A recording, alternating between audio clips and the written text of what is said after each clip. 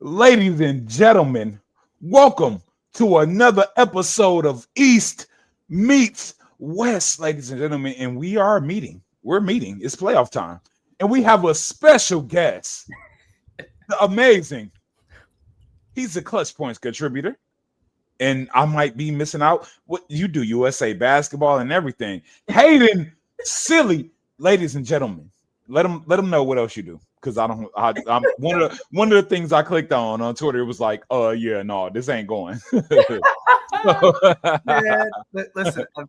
First off, like I said earlier, really appreciate you guys having me on. Yeah. Super stoked to talk about all things Mercury. But yeah, I mean, just to kind of add to the pot, I'll give a quick little background. I don't want to eat up too much time, but started covering the Mercury in 2022. I was actually a sophomore in college towards the end of my sophomore year when I first started covering, and that was Brittany Griner's wrongful detainment. So talk about a welcome to journalism moment.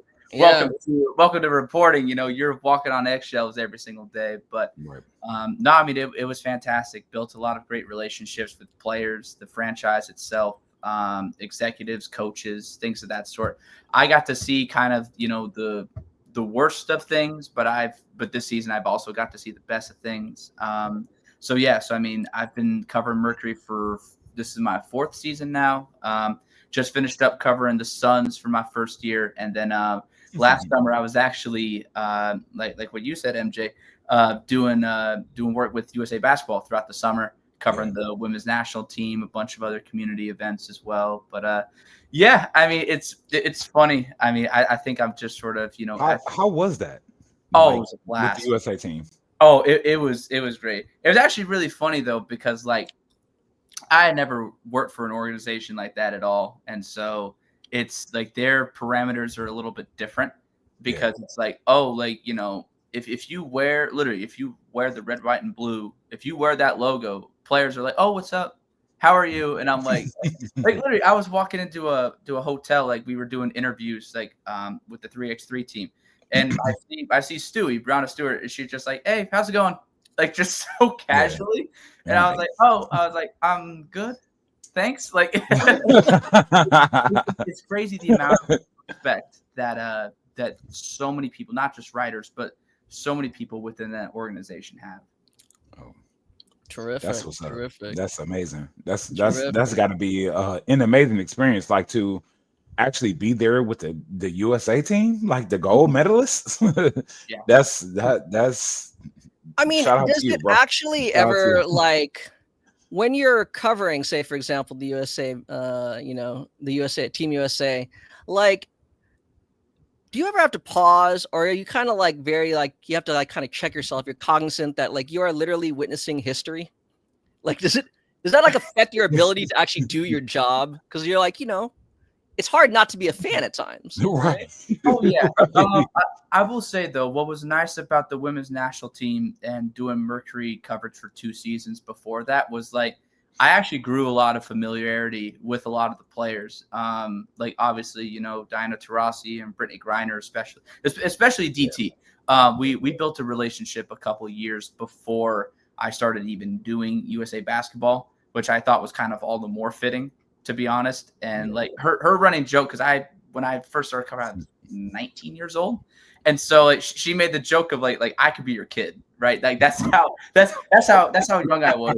Like I'll never forget this. Actually, I posted this interaction on Twitter. My first ever question I asked her. I wasn't on a deadline. I didn't have to write a story or anything. So I just asked her about a little scuffle she had, and she's like, that goes back to Notre Dame versus Connecticut, but I think you're too young for that though. And I was like, I didn't know what to do because she didn't joke with anybody like that. And then she leaves the room and all you hear is, oh, who's the young kid? I'm like, oh, great. I'm like, well, like, man, it's been a fun month. It's been a fun 30 days.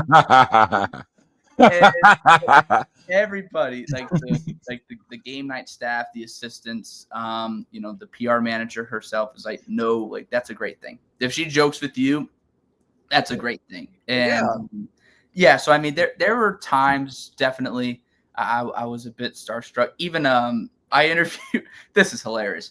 I actually interviewed Jen Rosati who's the I believe, if I'm saying this right, she's the USA Women's National Team director. But she's the director for that, or she's a director for 3x3. But also she's, the president of the Connecticut Sun. Right. And it was funny because I was talking to my boss at the time. And this was actually like when the whole media circus was going on at All-Star with all the pods and whatnot. I'm like, hey, I'm looking for another angle. Actually, no, I think it was 3x3. I'm like, I need another angle for the story. And my boss is like, oh, well, if you want to talk to Jen, she's right there. And I turn around, and sure as enough, she's 10 feet from me. And he's like, Jen, this is Hayden. He's with our USA Basketball Writing Program. He just wants to ask you a couple questions. And I was like, oh, shoot, is this really happening now? And so I talked to her for 5 minutes. Jen was great. But I was just like, dang. Again, it goes back to the respect that you get. And that's something that I've, as someone who's pretty young in the industry, that's kind of all you're looking for. So, yeah, I mean, there are a lot more moments. Heck, I could spend the next hour telling you guys stories that I've had. But yeah, I mean, those are just a couple of them. Okay. Dang. I love that. I love hearing that. Like, it's good to actually meet with you and to know that somebody has been a part of basketball abroad. You know what I mean? Like, I didn't imagine that we would have that. Like, we got you on, everybody. We're live, so I haven't met you yet until now, and that's amazing, man. Like, I love to hear that. I do appreciate it, guys. Seriously, that means a ton. This episode is supposed to be about the 2025 Phoenix Mercury, It's supposed to be. but before you go on, since you actually about to showcase Taylor. Yeah, when you said you started the Hayden. job, that was the season when Brittany Griner was being detained overseas. So again, given now that where you are now, it seems like you've developed some nice relationships with some of these players, perhaps some coaching staff, executives.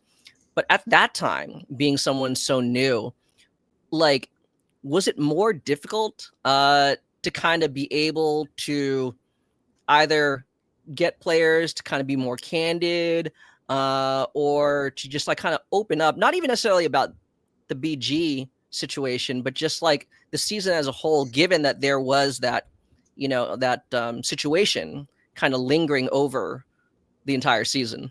Yeah, that's a great question. I think, and this goes just with all my reporting as well. Trust is so important. And I really do think that at that time, me being so young was a huge beneficiary for me, just because I came in brand spanking new. Like, I'll be honest, like I didn't really follow the league before I started covering it. Like, and I tell people that all the time, because I'm like, listen, like, I understand sort of the stigma around the WNBA for people that don't follow. I'm like, listen, I was one of those skeptics at first, but once you kind of immerse yourself in it, you see how talented these women are, and how one thing I absolutely love, and I'll touch back more on your question, but like Sammy Whitcomb, for example, like, she won the WNBL, so the Pro League of Australia. Yeah. She won their MVP and Finals MVP at like age 35 or 36. Signs with Phoenix and knows that she's going to be the veteran presence that's going to bring everybody together. And I just think like that amount of humility and selflessness is huge. But I would definitely say, going back to your point, Conrado, about trust, it's so important. And me being young was huge for that, because I didn't come in trying to get a cheap reaction from everybody. Right. Like, they saw me covering these games. They saw me trying to find other storylines that, don't pertain to the BG scenario. Like, I was just trying to write about ball. That's really all I was trying to do. I was just trying to write about the game. And obviously that's an underlying theme of it. Even the former coach, Vanessa Nygaard, like almost every pre or post game availability that she had, she would talk about how many days it's been since, Brittany Griner was wrongfully detained and all this other stuff. There's obviously a Skylar Diggins and Diana Taurasi sort of spat in the beginning of the season too. So that was obviously a bit tough, but I think they saw me grow just in terms of my confidence. And like, I've really started to get a niche for how I wanted to ask things. I love human interest stuff. So like, I love the playoffs because yes, everybody talks about, mental fatigue and all this stuff, but like, how do you physically prepare? How do you adjust when the refs aren't, when the refs are continuously blowing the whistle or when they're not blowing it enough, things of that sort. So I use that year as sort of a proving ground for myself, for lack of a better term.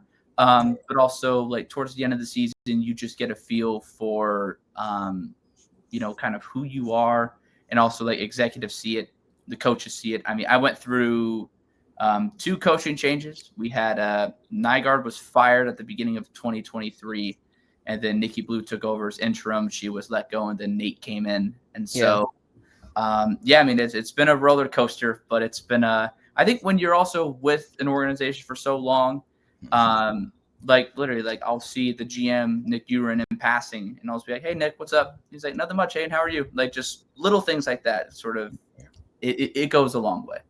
That's cool. Nick Uren, man. Yes. As my background, Golden State Warriors legend, man. Golden State Warriors legend, man. We thank him for 2015 and everything, So, right, the guy who Steve Kerr credits as like Nick Uren says this is like Steve Kerr is exaggerating, but still, Steve Kerr will say no, Nick Uren, right? He was the one who pushed for what became the death lineup, right? So, hey, but so let's now kind of come back here to the present. 2025 Phoenix Mercury. This team obviously saw a lot of turnover from that's what I was going to ask him. I was going to throw a question in there, like it's like we have to kind of remind ourselves at times that Nate Tibbetts isn't a first-year head coach. This is his second year. But like at times we kind of talk about him like with Natalie Nakase or Carl Smesco because he's coaching a brand new team, right? With the exception of like a few players like Kahleah Copper, it's a new team. And obviously, let's just dive right into it and kind of how this, this new look Mercury, 44 games later, how they kind of showed up and showed out in game 1 of their of the playoffs, right? So obviously we're here after game 1 against the New York Liberty. It was a tightly contested game, went to overtime. Phoenix ultimately lost 76-69. So that was with overtime. This was not a high scoring affair.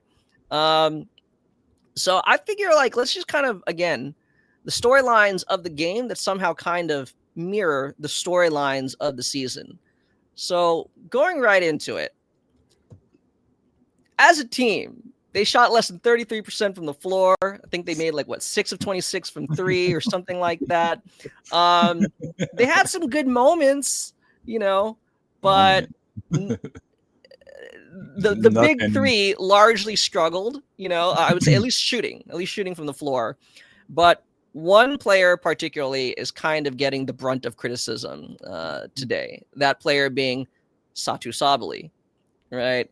Who finished the game shooting 2 of 17 from the field.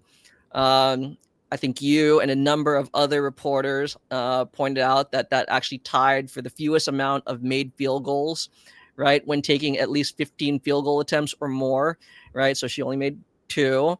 She was 1 of 10 from 3. It was not pretty. And I think I hate to make a confirmation bias or anything like that, right? But Satou has always been kind of for lack of a better word, a polarizing figure, right? I don't know, maybe it's because her demeanor, she can be very blunt, she does not bite her tongue. With Kathy. Real hard. Right. Which is actually, in my opinion, I think that's why she's a perfect spokesperson for the Players Association. Because you can't have someone who's going to back down easily. But you've seen it, even with Dallas, you hear stories that, there was some kind of, she and some other teammates weren't quite on the same page, and her personality may kind of rub people the wrong way. Okay. Nate Tibbetts, again, he said, I think you got the answer, or I'm not sure who asked the question, but asked him about his assessment of Satou's performance, and he goes, well, it's not like you're trying to miss shots, right? So I guess before we go more in, what is your assessment then? Having been there, right? Ground zero, you saw it up close. Like, how would you assess at least just this game one performance from Satou? Well, okay, here's the thing about Satou. And this has been my biggest gripe with her as a player. This has nothing to do with who she is as an individual, but she's been very inconsistent. And it was really ever since Kahleah Copper came back. And that's not Ka's fault at all. That's just like it was truly a 1A with Alyssa Thomas and a 1B situation with Satou when the two of them were playing. Right. Both of them really benefited from each other. I think Satou has she's one thing that a colleague of mine, Stephen Prejean Gardner with PHNX Sports, like he's been pointing out all year, is that her usage in the low post has gone up exponentially. And so, but she's a player that demands excellence from herself, but she also has had to play a variety of different roles this year just because of that big three. You're obviously not going to ask Alyssa Thomas to take a back seat. You're not going to ask her, hey, stop handling the ball and start playing off the ball, because that's just never going to happen. Kahleah's great with the ball in her hands. She is, in my mind, probably with Brittany Sykes, like those two are the two most explosive players in getting to the basket that I've seen in the league right now. And that kind of leaves Satou as like the third fiddle, I would say. Like she unfortunately kind of has to pick up the scraps, I would say. And that's not her fault. She knows that. And she's told us that, like, I don't mind having to kind of take a back seat to, to Ka and to AT and players of that sort. But I definitely think that there were opportunities that, like, there were probably 3 or 4 shots where she just tried to draw a foul, especially like from the mid range, where it's like, if you maybe, again, I'm not a ball player. I'm not on the floor. Like I'm seeing it from the stands, but there were definitely times where she could have just put her head down and gone to the basket. She's really good downhill, but I admire her for not being rattled in that sense of shooting 2 for 17. It's rough. It's really rough. Yeah. But her defense on Stewie was excellent. Like really the entire game. Like Stewie hit some tough shots. That's what Stewie's gonna do. But do I think it's a cause for concern? No. It's less than ideal to go 2 for 17 in game 1 to where you think if maybe she's 6 for 17, the game's different. Like Phoenix wins this game, they go to New York with a chance to close it out. So I'm not too worried about it. I mean, people are saying it's her fault. I think there's plenty of blame to go around. I probably saw, including overtime, maybe a dozen shots from collectively from both sides go in and out of that basket. I don't know if the officials put a lid on it or something. I don't know. I don't know. I don't know if bettors were trying to make the point spread in their favor or what. Right. But something was a little bit fishy with it. But I say all that to say, I'm not too worried about Satou. Also, the big three's only played, I think, like 14 or 15 games together. Yeah. Or they played 19 games together, excluding yesterday. And like they started the last 15 games together. So there's still some nuts and bolts to figure out. But again, 2 for 17 in game 1 when people thought you were going to be all W first team or even an all W team. Because it's hard. Yeah. I'm a pivot. Mm-hmm. What is your take of Monique Akoa-Makani? Thank you. I love her, bro. Like she needs to be propped up in the whole rookie talk and everything.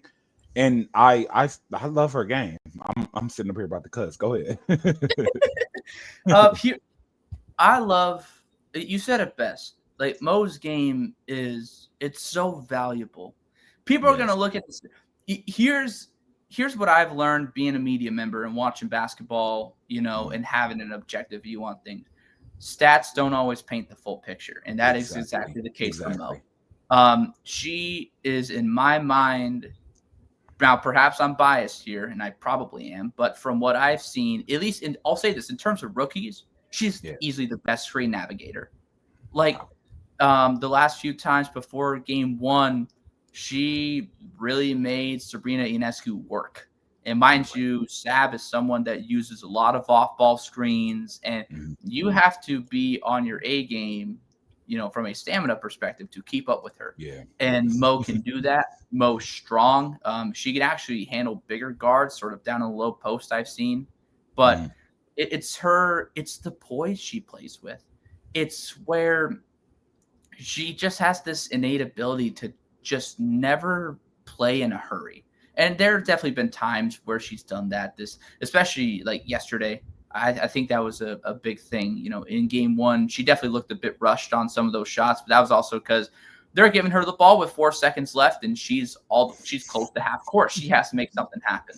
But in terms of defense, like, she's already one of the best. She doesn't get a whole lot of steals, but that's because she is on the perimeter basically 80 to 90% of the time. And she's typically, if it's not AT matched up on the best perimeter player, it's Mo. And so also Mo has, in my mind, a fantastic opportunity to learn from one of the league's best defenders in terms of AT, but teammates like Kahleah and Satou, especially Kahleah, have talked about like, oh, Mo makes our life so much easier. We don't have to worry, if we over rotate, because she's just going to get back. Like she's gonna get back to her man and do whatever it is that she needs to do. And so it's funny. I've actually been thinking about writing a story, and I'm glad you said this, MJ, because I want to make it a point to where she should be on that all rookie team, because if you take Phoenix off of that team, sorry, you take Mo off of this that team, we got it. Take Mo off Mercury team. I don't think they're good. They are as good as they are. They probably don't win as many games as they won either. Oh, definitely not. I don't even know if you might be a 7 or 8 seed. Seriously, like, she's that impactful. It's not often that a rookie starts all but 2 games. And the 2 games that she didn't start was because she was injured. I was actually there for that, funny enough, in Golden State. I think it was like on August 19th or something of that sort. Like, and I remember asking Nate, I'm like, why did she not start? And he's like, well, like, she's coming back from an injury, and she didn't play well. But in that game, she played the entire 4th quarter, and I love Veronica Burton. Veronica Burton was great. I think she had like 21 or 22 points going into the 4th. Yeah. She finished with 25. Okay. Yeah, like it wasn't that Burton was taking bad shots or anything. It was just that she didn't have a chance to get off a shot. And I'm like, that's the stuff that doesn't show up. And so she's huge. I mean, I don't have the box scores in front of me right now, but I don't think she had a great shooting game either. And she's been a 40+% 3-point shooter. You might start to wonder, if she even shoots 40% from the field, do they win? But I could go on and on about Mo. She's been great. Her experience in France has certainly helped her up to this point. And it is also an added benefit when you do have 3 All-W players sort of coaching you up and telling you how great you are. Yeah, I mean, I can't speak on behalf of Nick Uren's philosophy in scouting, but I think Phoenix did an amazing job. Nick Uren and his front office, they did an amazing job, making moves on the margins, Monique Akoa-Makani being one of them. When you write that article, be sure and I'll gladly forward you the stats, like the analytics behind it. But no, she was a player that a lot of like scouts, especially international scouts, had identified as someone who might have really good translatable skills to the WNBA. A very high stop rate, a very low personal foul rate. So as you were saying, she doesn't get a lot of steals. Why? Because she is literally at the point of attack, right? And she's the one driving those players, those ball handlers into like, the weak side defense or the backline defenders, right? Those are the ones who are going to get the steals or the blocks. But I mean, yeah, as you said, I do. I was actually, you already said it. I was going to ask if you believe she does deserve a spot on that all rookie team. Because I definitely do. It's weird that there's only 5 spots, Right. like I don't understand why there's not 2, but I mean, I guess I was actually looking, no offense to like the past all rookie teams, but I was like looking at the past rookie teams and I'm like, some of these names, it's like, okay, they were kind of like, no offense, but they were kind of like out of the league like a year or 2 later, but I think like it's just this year, this draft class has been like, this rookie class has just been, this class has been crazy. Very impactful from the jump. That's great. As you were saying though, someone, the veteran who's kind of taken Monique under her wing, kind of like let's be real, the alpha of this team. I know you said 1A, 1B, but you called her the 1A, that being Alyssa Thomas. Yeah. All day.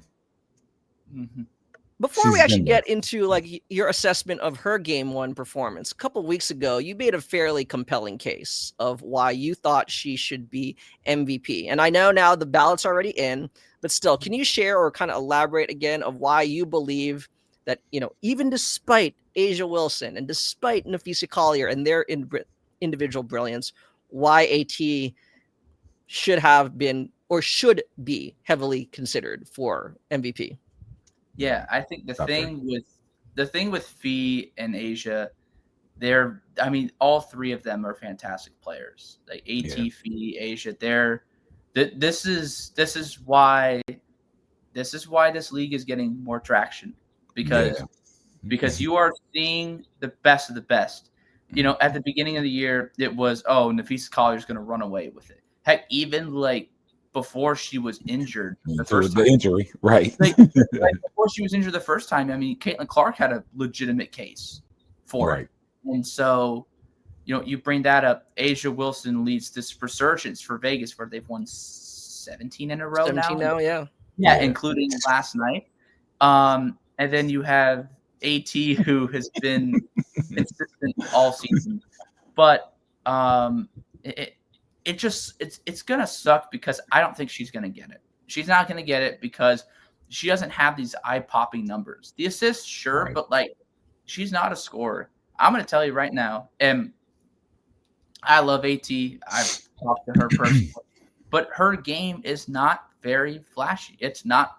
If you don't really follow basketball, you won't understand control. You won't understand her being on the floor and her being the reason why everything is going the way that. Like, go ahead, man. I ain't mean to cut you off. I love that. I love that you're going there. Yeah, like she's. I call her the conductor. Like she is the one that is setting the table, and it's crazy because you look at like she can't shoot, and teams know that she can't shoot, and there's nothing they can do. Like she gets downhill, and sure, some of the moves she makes, I'm like, if you weren't so strong, that would not work. But it works, and it's also a crazy thing too when you think about what if she had shooters around her entire career. That's a whole other discussion. But like, she broke. That's an entire episode for Connecticut. Right. Honestly, yeah, but you look at that, right? Like she has the most assists in the league. She has the most assists off of 3-point shots in the league. Like Nick and all of them created this team to really enhance her skill set. And I think she has 8 triple doubles. I want to say, she has 8 triple doubles. She has, I think, I can't remember the exact stat, but I think she has twice as many as the next player does in their career, which is Sabrina. Like she has 8 this season. And so I look at it from how does she impact winning? Her on-off numbers are insane. Like the team is probably, I think they're like 7 or 8 points worse when she's off the floor. which is funny because when you think of somebody that can't shoot, you think that those numbers would be the inverse. But no, I mean, but not only that, it's defensively too. She's guarding like the best player. Like if it's Asia Wilson, if it's Breanna Stewart, if it is Nneka Ogwumike. Like she's guarding the best sort of hybrid big on the team. And heck, there's even a time where Paige Beckers torched Phoenix. She had 35. And I won't lie. For biota enjoyment, it was great to watch because I call her mini DT because she plays almost exactly like her. Loves the mid-range, loves the pick and roll, very crafty. She had 25 in the first half of that game. And literally, we asked her like the next time Phoenix and Dallas played in Phoenix, Paige, I think, had like 13 points, like 4 of 12 or something. And AT's like, yeah, like I wanted to guard her. I wanted to guard her. Like that's an alpha move, right? But it sucks because I don't think people are gonna see the value of AT. I won't lie. Before I started covering her, I thought that she was kind of overhyped in her own right. I'm like, okay, here's this player that gets all these triple doubles, cool. But like, you surround her with the right pieces. I don't know if I've seen anybody be more of a threat in transition than her because she'll send you to the next planet with that shoulder because I've seen that more than a handful of times. She'll find the open shooter or she'll just kind of like, all right, like, no, like we don't have numbers. We're going to calm down here. And it's also rare that you see someone that is at the stage of her career that she's at and have a career year. I mean, she's in year, I want to say 11 now. Yeah. Like she's in year 11 and having a career year. And so, yeah, I mean, stats, impact, it sucks because I think I'll just tell you guys right now, I don't think Fee's going to get it. I think it's going to go to Asia. And it sucks because I think if Fee didn't get injured, I think it would be hers to lose. I mean, she's the second player in league history, to shoot 50, 40, 90. 40, 90, yep. And having a career year. And it's funny. I watched her. I'm like, okay, Fee, cool. But it's, I mean, I'll have to stop myself. Yeah. It's not obvious. You know what I mean? Yeah, it's not like, like Asia plays, I mean, she's so dominant in the low post, and she plays bully ball, and she has she has this array of moves, and B is so fundamentally sound, not knocking anything off of Asia, but again, it's sort of almost like an AT impact where you don't really see it until you're around it all the time. But so, yeah, I think that I don't think AT will win it. I mean, unfortunately, like I'll be honest, like she's having as historic of a year as anyone has ever had. I mean, in terms of triple doubles, maybe the next person that could even come remotely close in the next few years would be Caitlin Clark. But besides that, That's hard. A colleague of mine, Shane Young for Forbes, and he wrote this, and I won't lie, the Mercury social team has been running with it, but it's such a good point. Like everybody wants to compare AT to like all these NBA players, but like AT is one of one. Yeah. She's one of one. Yeah. Nobody in the league has ever seen anybody like her. And especially at the age she's doing it, with a brand new roster, with players outside of Dewana Bonner that he is unfamiliar with. Like, I don't know if I have anything else to add on it, because I could look up every stat imaginable and I mean everything of that sort. So as it pertains to game one, that's the irony, right? On a night where nobody nobody could throw the ball into the ocean or anything like that. She still finished with 14 points, 9 rebounds, 8 assists. Frankly, the 8 assists on a night, right, where they shoot 32% from the field is very impressive. Whereas you said the conductor.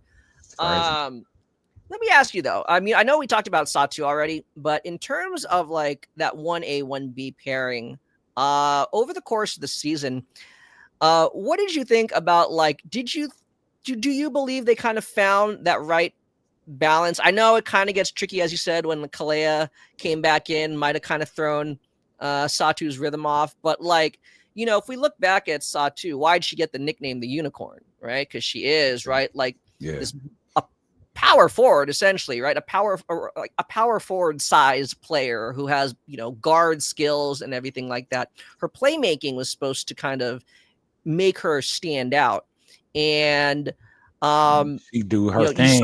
you saw a lot of that when AT was out for a couple games, right? But yeah, like in general, and then like again in game one, like were they kind of struggling to find that balance, or did they at least? Do you think they were able to find that in the regular season, where okay, like let's regroup for game two, and we can actually be a little bit more, you know, more balanced attack? Great question. I think that there's a combination of things. First off, I think New York played them really well defensively. But again, a lot of this starts with AT at the point of attack because, and one thing that Phoenix loves to do better than anybody, and you know, to any Phoenix people that are watching, and if I'm exposing your secrets, I'm sorry, but this is just what I've seen. They have. So what they love to do is they love to screen with guards. You know, the big is usually the one setting the screen, but they will have the guard set the screen. And for those advanced stat gurus and people that nerd out about that stuff like me, Sammy Whitcomb, I believe, has the highest usage of like she is the guard that sets the most screens, I believe. At least off of players off the bench, I want to say. Don't quote me on that exactly, but she's one of the leaders in terms of like screen assists as a guard, which is huge. But New York did this really great job where they have bigs that actually know how to play the screen, because normally it's the guard that's playing the screen. Yeah. But when you have someone, especially like Jonquel Jones, who has been Emma. Yeah, who has been AT's teammate for a long time, knows how this thing works. And so they stayed with her. You know, they gave her attention. And Vegas does this better than anybody, although they love to switch. Like they'll switch and then they'll immediately switch back. And that was kind of what New York was doing a little bit with AT. And as a result, like, you know, when they get that switch, the defense collapses and then someone's left open. I wish, though, that they would kind of do more cross-screening, especially underneath the basket, because I think that, you know, Satou could get an advantage down low on the post. Yeah. There were a couple of times where the ball just went in and out for her, but she had the mismatch. You know, she was on Sabrina. Like I said earlier, I do think she was trying to get too many foul calls, like trying to get too many like ticky-tack fouls, and I get it because the refs were blowing that whistle a lot, which is funny because I think New York had 6 or 8 free throws compared to like Phoenix's like 15 or 16, something kind of crazy. But I mean, just in terms of like that rhythm and everything, I mean, New York's defense was great. But Kahleah found a rhythm early. Like I think she had 12 in the first half, I want to say, but she just got in foul trouble. And it's really hard, no matter what any player says, no matter how much they try to downplay it, it is really hard when you're playing with foul trouble, because you have to kind of limit your aggressiveness. Because if you're naturally aggressive, you're more prone for offensive fouls. If you're naturally aggressive, you might try and bump somebody a little bit more than you should when you're trying to defend a screen coming in. Especially someone like Jonquel Jones, where you're trying to tell them, like, get out the way. Like, you're in my way. I need to get around. And so, I mean, you guys said it best. They couldn't hit water if they fell out of a boat. Like if they fell out of a boat. Like, true. They really couldn't. Like, they would probably reach bedrock if that was the case last night. But the beauty is like, I've seen these types of performances before. They had one against the Washington Mystics where they almost lost that game. It was terrible. Like, it was really bad. I was like, I missed church for this. I was like, no, like, seriously, it's a Sunday game. I'm like, come on. And they want to sit up there like, well, you know, we didn't shoot the ball particularly well. Like, you don't say. Like, I hope you doubled up your prayers. Even Wonder could tell that y'all weren't shooting the ball well. But anyways, I digress. I think that ultimately New York did a good job, but they couldn't get into a rhythm because of foul trouble. There's tight defense being played on him, and the ball just kept going in and out. And you're going to have games like that. And they've had a few this season, and they've immediately bounced back, which is ultimately why I'm not too concerned about them going into New York for game 2. Nice. That like, good Lord, you just broke it all the way down. Well, it is like I would hope so.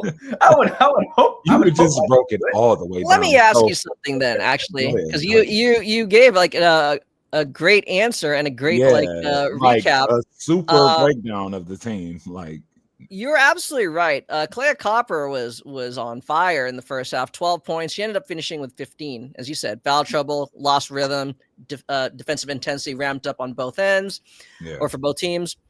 Kahleah Copper's interesting because, as you said, right, you had the pleasure of covering the final years of Diana Taurasi. You saw BG's final years, at least in a Phoenix jersey. Two players who are not only going to be like, their jerseys are going to get retired, right, for the Phoenix Mercury. They'll be in the Phoenix Mercury Hall of Fame, but they'll also be in the Hall of Fame, quite soon. And yet last season, right, while they were definitely the vocal and like the heart and soul of the Phoenix Mercury, the player who led the team in scoring, and at times really they played through her, was Kahleah Copper, right? Mm-hmm. Who took her game to another level. And I understand you say like, well, it was just like a 500 team, actually a little under 500. They were 19-21. Someone's got to take the shots, et cetera, et cetera. But still, it's not easy to average 21 plus points per game, right, in the WNBA, right, and to play basically a majority of the season when a lot of teams or a lot of teammates are going in and out because of Olympic obligations. Right. So with Kahleah Copper, like, can you speak to like her adjustment this season? Because again, she was basically the number one option, the unquestioned number one option really last year, to going back to being, as you said, not quite the 1C, maybe a 3, maybe a 2, but not, yeah. What have you seen from her this season? And I know obviously she was injured for a number of games, or she was out for a number of games. So it really stunk because at the beginning of training camp, it was basically like this is Ka's team, this is her team. Nate even said that. Nate is like this is like, she is the ringleader. She is the one that is going to rally the troops. And yes, on the court, people are going to say, well, it's AT's team. But like, I've never seen anybody, especially of a star or a superstar caliber, embrace a culture as quickly as Kahleah Copper has with the city of Phoenix. And it was great when I was in Golden State. Like, I got to ask her about that, and I was asking her, like, what kind of impression, did this city, like, what did Diana Taurasi like what kind of impressions did she leave on you? And she's like, she's the hardest worker I've ever been around, and that's the standard. Even at her age, she is like the first one in the gym. She is the one putting the most shots up. She is the one studying film and breaking things down, even at her age, when DT could have retired 2 years ago and would still be the consensus best player of all time in the WNBA. And I think it just left a really positive mark with Ka, just because like she was around Candace Parker, but like she got to be around Taurasi on a day-to-day basis, and seeing the respect and reverence and how much time she puts in, I think really left an impression on her. And as a result, like even after, the whole roster overhaul, and you land AT and Satou in that 4-team trade, you bring in all these veterans. Like, the biggest thing, even Nate said it at exit interviews, was like, I want her to be a better leader. And she showed signs of that towards the end of last year, but like, I really want her to take on that role. And that's why when she was injured, at the beginning of the season, Nate actually said, he's like, I didn't think, when they went 4-1 their first 5 games, he's like, I didn't think we would be this good, because our two players that that have an understanding of our system and our philosophy and our culture aren't playing. But what was also great in that interview I had, like, she was completely honest about, like, she's like, it sucked being on the sideline. It was hard. It was really, really tough. She's like, but she's like, I had to do it. I was glad that I was able to coach them up from the sidelines. And that I almost think is more important, because yeah, you can be a great leader on the court. You can tell people what to do, where to go, what type of action you're running, whether if you're switching a screen, if you're hedging, yada, yada, yada. But it's also another thing, how do you encourage your teammates? And lastly, like my point with Ka is she's been in a lot of the positions that this team, that these teammates on this team have been in. Like someone like Alexi held, even someone like a Kalani Brown, who I'm sure you guys have seen my line of questioning. You know where we're going after this one. This second. Yeah. Sixth player of the year last year candidate. I was gonna say. Yeah. But Ka understands what those players are going through mentally, and she coaches them up, but she has a great understanding of how specific players need to be coached. Someone like a Natasha Mack, she's like, I hype her up, but I'm tough with her because I know what she's capable of. Other players, she's a little bit more, I don't want to say delicate, but a little bit more kind of, empathetic with, and a little bit more just nurturing and understanding. And that was a big thing that she took away from DT, was how DT would push certain people, like Sophie Cunningham, for instance. Like you can be a good player, like this is what you need to do. But then other players, she's not afraid to pull them to the side and be like, hey, like positive, affirmation. Like, hey, like you got this. Like, you're in this league for a reason. And yeah, and so yeah, I mean, I think Ka's leadership throughout the year, that was a major storyline for us, like for us local writers and whatnot. And I was just super glad that she was able to stay healthy through the back end of the season, because I got to see how great she was as a player, but I got to see how, if Natasha Mack, blocks a shot and, tips the ball up in the air 4 times and it's about to go out of bounds and she's jumping into the stands and throws it, and, and then they score and the other team calls a timeout. Guess who the first one is over there? It's Kahleah Copper. She's the first one, dapping her up, giving her a chest bump and being like, let's go. And so that's kind of, AT and Satou obviously do that, but like the other players, like the rookies especially, like they look to Ka. They look to be like, okay, like, this is kind of your show. That's just how I see it. That is crazy. So, is there any talk about like what this roster will look like next year? Like, is anybody like committed? You know what I mean? Like, I'm not over yet, MJ. Yeah. No, it's okay. Well, let me not go there. Let me not go there. Then. Let me not go there, because the way I look at this team is they were hurt, so going into next season they would look even better. You know what I mean? Like you having Ka healthy, having Satou, but I won't go there. Go ahead, Kyle.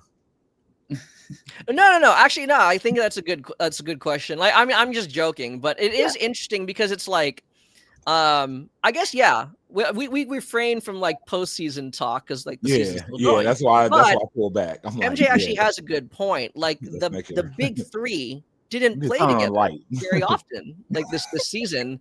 Like, is that something they're really committed? Have you heard like the ownership front office would really like those 3 players to return because they want to build on that? Because I think you're right. We haven't really seen. I don't think we've seen them scratch the surface. Yeah, that's that is a good question. And from what I've heard, they obviously would like all 3 back, but the biggest obstacle is the CBA, right? And I'll try not to get too much into the CBA itself, but that's a big thing because basically everybody not named Kalani Brown is a free agent. Luckily, for the rookies and whatnot, the Mercury get first dibs on their contract, with how those things sort of work. But like a player, like, players like Sammy and I'm trying to think of, but it's just weird because a lot of this team, a lot of them are rookies, Lexi Held and Mo and Catherine Westbound and Kithia Loxa, like they're all rookies, but you also have to pay attention to the expansion draft. You're only able to keep 6 players. And also, if you say, hey, we're keeping these players, like that kind of throws the ball up in terms of like, oh, like we want to re-sign them. And so I think it's just more of a matter of asking how they're going to do it in the next few months. I don't know what the CBA is going to look like. I don't know if it's going to lock out. It's clear that they're willing to spend money. I think it's even clear that some players are willing to take a pay cut, which I think that's how you win. That's how you win. Pretty interesting. BG did it for a couple years. Like she could have signed for the max, but I think she took like $100,000 or $150,000 less, which is actually like that's big because that's hardship players. Those are players like a Sammy Whitcomb that you can sign to your team. I also do think though, if they push this series to 3 games, and even if they lose, I think that is all the telling of that. Okay, we know what this group is capable of. They didn't play, like they played only the back end of the season together, and they still took the reigning champs down to the wire. Right. Why not try and run it back? But that's just my observation. We'll have to see what happens with CBA and contract negotiations and all that stuff in the next few months. I hope they beat the champs. That's how I feel. On that note, I would love to see. I hope they beat the champs. Hey, that gives you more work to do, right? So we enjoy your coverage. So hey, right, we're winners. But you brought her name up actually a number of times in this episode. You even mentioned she's technically the only one who's, I believe, under contract or something. Is Kalani Brown? Kalani Brown, right? And frankly, this was going to get brought up. Yeah, let's combine this because I don't think you can talk about Kalani Brown without talking about Nate Tibbetts. So we're going to combine this segment. Right. To be fair, though, Nate Tibbetts, I think during preseason training camp, I think fans overreacted a little bit too much, in my opinion. I think there was a lot of overreactions to Nate Tibbetts' comments. I don't want to be like, hey, semantics, but I truly believe, okay, he said we are going to play, like we're playing positionless basketball. And MG and I said, like, okay, wait a minute. I think that was poor. In my opinion, I think that was poor wording because really it's not positionless. It's multi-positional, right? Where like AT could be a point guard, a power forward, or a center, right? Satou could technically be a 2, 3, or a 4. Monique could be a 2 or a 3. I've been screaming Satou literally is the 5. Years. I've been screaming Satou is the 5 in the small ball lineups, right? So I think and again, I think the reputation, I think some fans, there's like that stigma of an NBA coach coming to the WNBA and right, like, oh, maybe your philosophies don't fit, the landscape of the WNBA. And frankly, let's be real. It's been quite successful. Now, having said that, that doesn't mean that just because it's been working, he's immune from criticism. Right. Because there are times where you can be like, hey, we're going up against a team with like a lot of size. Like, look at the Aces. Wow. Right. They got a lot. They even added Alyssa Smith. They got more size, right? Seattle Storm. From what? Seattle, yes. Seattle, yes. Bench, right, Ezzy. So what is it then about Nate Tibbetts and his reluctance to play literally his only true center on the roster being Kalani Brown? Oh, man. Con, that is a question I've asked for like a month straight. Really? I thought you were going to stay for 44 games. I really started pushing this the last month and a half. Because again, my biggest thing they played. Yeah, no, it was last month. They played Atlanta, right? And then they played Vegas. God. Yeah, Atlanta. Back. Yeah, well, I mean, there's like 4 days of rest in between, but still, like that's tough. And I don't mind that Nate was set on his rotation, I just thought it was too early. I thought it was way too early to be like, oh yeah, this is the rotation I'm going with. Why would you say that when there's a month left of the season and you're not even like you're not the Minnesota Lynx, man. You're not the Minnesota Lynx, dog. You can't do that. You're not the number one. You're not the consensus number one seed. You're right. You're not the consensus best team in the league. You don't have the size. Why not? I think there's something more going on behind the scenes that I don't know about, and they haven't wanted to share that. And that's totally cool. I don't care, but and it's funny because Nate and I talked about it, and he's like, why have you been asking? Why have you been asking me this? And I'm like, because you play two of the biggest teams, and because there was a game that they played earlier in the season against Vegas.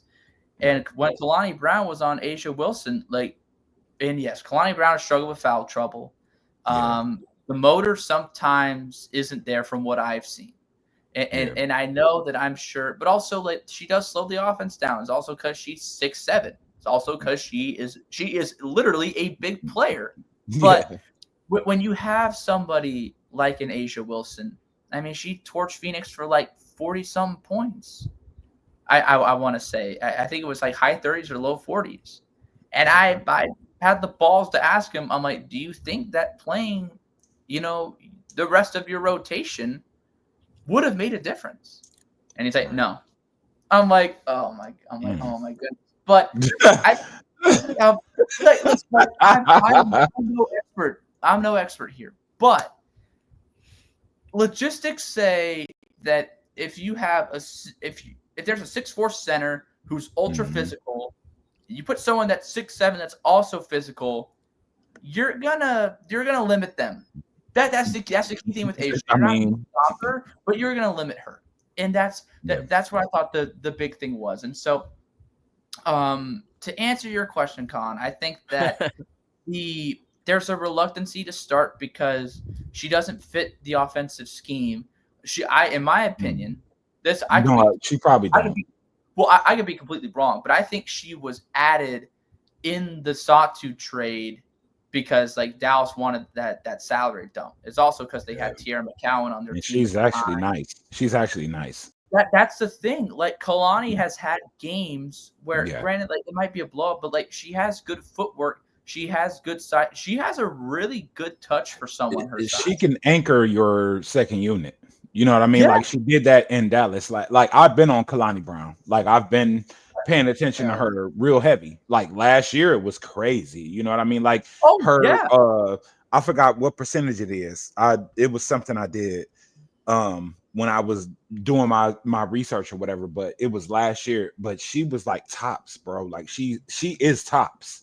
Yeah. And it's just you have to actually, like you saying, they might not have a game plan for her. And she is probably a dump because they have not been utilizing her the way that she can be used for real. Yeah.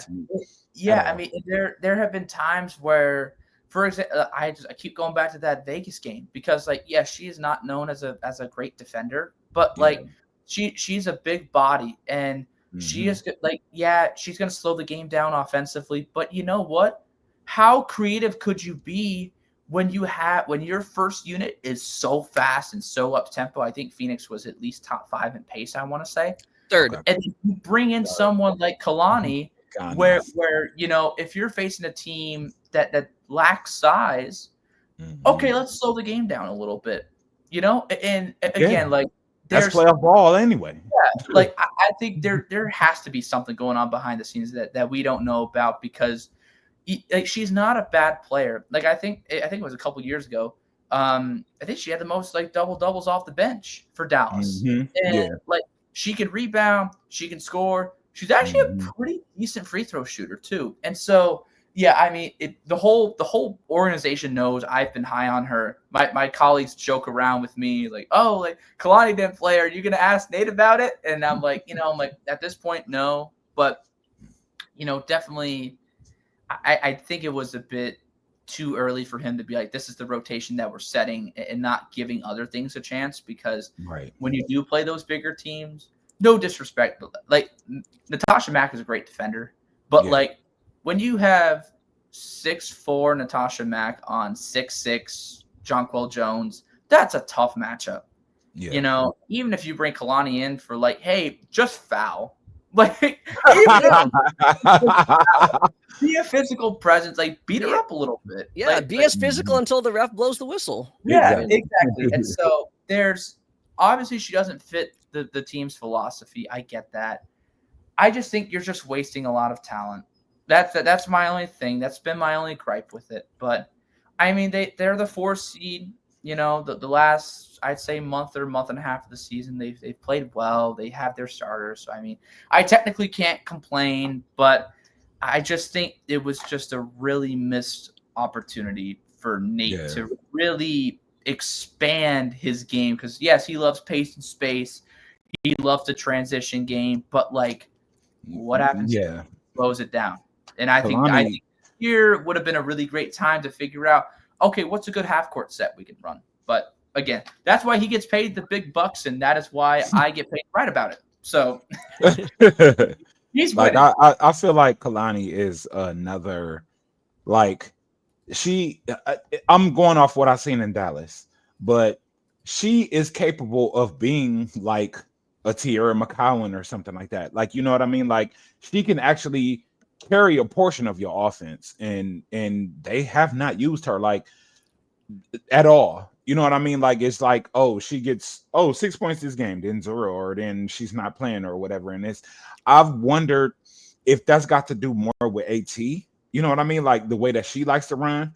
And maybe Kalani doesn't fit that. Like, she needs to be around more of a Rike type. You know what I mean? Like somebody that's just blazing, and you got to rebound. You got to, slow the offense down by being who you are, by being Kalani Brown, because that doesn't exist in Phoenix, really. So salary dump, yes, I fully agree with that. I mean, like I said, Nate has his preferences, and I'm not going to sit here and say like it's not effective, because clearly it is, right? I understand, right? You want to maximize the amount of spacing in any given lineup. And as you just said, MJ, right, having Kalani Brown, a non-shooter next to AT, who's, let's be real, as Hayden said, is a non-shooter, I think it's probably a no-go. But having said that, AT does not play 40 minutes. Satou does not play 40 minutes, right? There's no reason why she can't see, as Hayden's suggesting, right? She should still be able to see some Kalani Brown, minutes. you are a hidden gem. I'm going to just say that. Kalani Brown is a hidden gem. I'm going to just throw that out there. Exactly. Well, before we let you go, and you've been so informative. Yeah, but you've been great, bro. Like, as it stands, you guys have been fun. This doesn't, this feels like a cakewalk for me. This is all right. Oh, we cool. We chill. That's what we aim for. But maybe this is something we'll clip. We'll clip and we'll make it short right here. The answer that you provide. How is Phoenix going to come back to win this series? Well, obviously they have to shoot the ball better. That's a given. You can't shoot like 32% and expect to win a basketball game. You can't expect to make 6 threes only make 6 threes and expect to win the basketball game. The nice part about Phoenix, though, is that rarely this season have they had 2 consecutive bad shooting performances. Right. This is what you get when you run a perimeter-oriented NBA-style offense that involves a lot of shooting. You're going to have games where you're going to make a lot, and you're going to have games where you miss a lot. And I think this was one of those games where they just missed a lot. I mean, heck, even the AT final shot, that's a shot she normally makes. And it's funny because a lot of, like, when they came into the press conference room and when they were answering questions, there's not a single ounce of concern on AT or Kahleah's face at all. Like not that they were downplaying it. They were obviously mad, like they were upset they lost the game. But like, generally speaking, they were like, oh, like, Ka actually, like, I asked her, I'm like, how do you not let, the pressure of your backs being against the wall sort of mount up when you guys take on New York on Wednesday? And she's like, I literally gathered everybody around and said, like, it's done. It's over. Like, this game is over. Like, on to the next. And so I definitely think for starters, you have to shoot the ball better. I think two, I would definitely say there needs to be a higher emphasis on rebounding. They got out rebounded bad. Yeah. Granted, New York is bigger. They're stronger. They're sometimes more physical. It doesn't help when you have Emma Mieseman and John I Jones was just gonna say and that. Like a cheat code. at the same time. But also, then again, we don't know what's up with Stewie. Stewie Yeah. might miss too, and that is something big because you might have Jonquel Jones and Emma Mieseman in at the same time. They might start the game together. And actually, but It's cheating. but Phoenix has actually proven when they shoot the ball well that they can beat that lineup. I've seen it. I've seen them beat the double big lineup because if you're getting out in transition, this is where someone like Natasha Mack comes in. If she's able to be sort of more impactful around the rim as a scorer and just kind of put pressure on it, I think that's another thing. Kahleah Copper not getting into foul trouble is obviously huge. I think if she doesn't get into foul trouble, the game looks a lot different because she was making a lot of tough shots. She was making tough mid-range shots. She was attacking the basket, getting foul calls. She is the one that was really setting the tone, I would say. Yeah. And then lastly, you need your other two members of the big three to really show up. I think AT settled more than she usually does, and that's saying a lot because I am an AT enthusiast, but I think she was settling a lot. I think she was trying to get fouls. I think she was clearly frustrated. But and then lastly, like Satou, like you can't again. Going back to my earlier point, you can't go 2 for 17. 2 for 17 in the game. But the beauty is that her defense was great, and that was one thing. People were like, "Oh, she sucked." I'm like, she played great defense on Stewie. She like, did. She really did. She played probably the best defense I've seen her play all year, and that's not her moments against Sabrina when she got switched on Sabrina. Like she doesn't get credited with like a steal or a block, but there were so many like passes that just sailed out of bounds because of like her defense, deflections, and making things tough. But I think offensively, you got to get Satou into a rhythm early. That's how she's been able to succeed quickly. And that's the thing that has been tough about, I know we talked about earlier about the rhythm of the big three. Ka got going early, but you have to get Satou going early. And you kind of have to get AT going early a little bit, at least getting downhill. But, I, for whatever reason, think that this team loves to play on the road. They love to shut people up. And I think this might be a great chance for them to do so. Obviously, if Stewie's not playing, that's a major help. But I think that would kind of suck if for whatever reason Phoenix ends up winning the series, because people will say, "Oh, well, they did it without Stewie," right? But that is how the playoffs work. That would be like, let's say if Golden State played against Phoenix and Alyssa Thomas was out for the series and they won, people would say, well, Golden State played Phoenix without Alyssa Thomas. Like that is the reality of the playoffs. So shooting has to improve. The defense was good. Like defense was honestly good on New York, but shooting has to improve. And your other two stars, especially Satou, like they gotta come to life if Phoenix wants a real chance at this thing. Mm-hmm. You've been amazing, man. Like, is there any last words that you have, like, just about the series or any player in particular, or something that's been on your mind, like anything? That's a good question, man. I think that if Phoenix were to move on, like if they were to beat New York, ooh,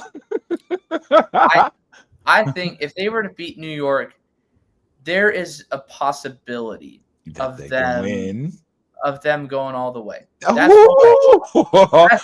That's a tough one. That's a tough Ladies and gentlemen. Y'all can clip this. Y'all can clip this. I love it. But and I have no problem admitting when I'm wrong, but I think sometimes in the playoffs, talent can beat hard work. I know the old saying, hard work beats talent when talent fails to beat hard work. And that's true. Yeah. But Yeah. when you have talent and they work hard Yeah. and they show out, Right. that's Like that. Kai, That's tough. like And I love this. Satou. Yeah. Yeah. Down It all- 0-1, and you're still saying, Yeah. no, they can do this, man. They can go all the Yeah, way. I mean, I still feel like I've like seen that too. I feel like that could beat Yeah. New York. I've I've seen think it already this season. That's the only reason why. And MJ, I don't mean to cut you off, but like, no, you good. granted, I think that New York obviously looked different almost every single time that they play, and this is the first time that New York has fully been healthy. And I totally get New York has more continuity and experience and everything, but like, Not really though. the games that Phoenix won, especially that last home game, they just outworked them. They outworked them, and their shots were falling.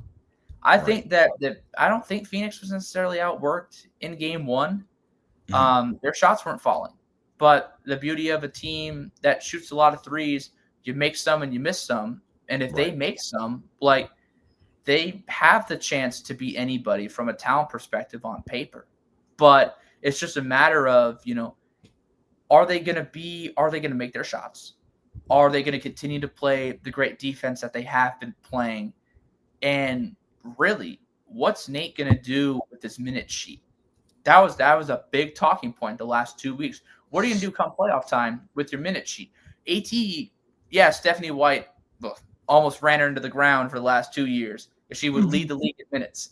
I watched AT in a regular season game in August against like a 9-31 Mercury team play 40 minutes. I'm like, why? Why is she playing 40 minutes? And you don't want that to happen here. You don't want Ka to have to play 38 minutes. You don't want AT to have to play 40. You don't want Satou to have to play 36. Right. If you can get the minute sheet down, because Phoenix had a lead in that game. They had a lead in game one. And so like there is a realistic chance for them to do so. Now, who they would face in the next round, I don't know. I think that would be the winner of Minnesota and Golden State, which would be very tough. But again, like, there was a game that Phoenix beat Minnesota without Y'all got AT. Without Kahleah. And so it's obviously different now. Both teams look very, very different. But I look at it like this: if you're Phoenix, to be the best, you got to beat the best. And if they don't have that expectation for themselves, they're not going to win. And so, like, people are going to say, "Oh, you're biased. You want them to win." Duh! I covered the team. I would like that. More games for me, more opportunities to talk to them. Like, this is my. And plus, that's the team you cover. Tell them shut up. Yeah, exactly. Send them to me. Yeah. I got you guys. Well, listen, it's been so much fun. I really appreciate you. Man, this has been amazing. Like, you broke down everything more than I thought. You know what I mean? Like, it's a lot of things that I didn't take into account, and it's things that I'm going to be able to pay attention to now. So I just want to say thank you for coming on, but let all the people know where they can find you, what work you're doing, everything about you. I appreciate it, guys. So, so on Twitter, you'll find me at Hayden Cilley. It's just my first and last name. Pretty easy, pretty self-explanatory. And then I actually, about like a month ago or so, I created an IG account. It's just at Cilley Reports, and it's literally just clips. Like just clips from pregame, postgame stuff, exclusive interviews that I've had. Because I figured I should probably post this stuff on there too. What's your account? Same thing? No, it's my last name, so Cilley, Cilley, and then reports, and that's it. It's a public account, so y'all can go find it. Just please don't flow me with hate mail. I don't need that. I get that enough on Twitter anyway. So if we keep it to one social media platform, that would be great. Okay. All right, I'm about to follow you now. Ladies and Cilley Reports. I see it. Hayden Cilley, women's what? Clutch. Got you. Yeah, you'll see opinion of MJ. But yes, ladies and gentlemen, we just had a really great guest. Shout out to the Phoenix Mercury. I hope y'all couldn't pull out a dub. Like, I don't think New York is capable.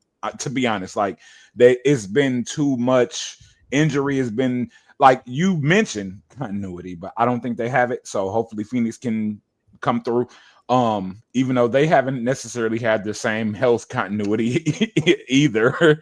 But yeah, y'all make sure y'all go like, subscribe this, make sure y'all go follow him.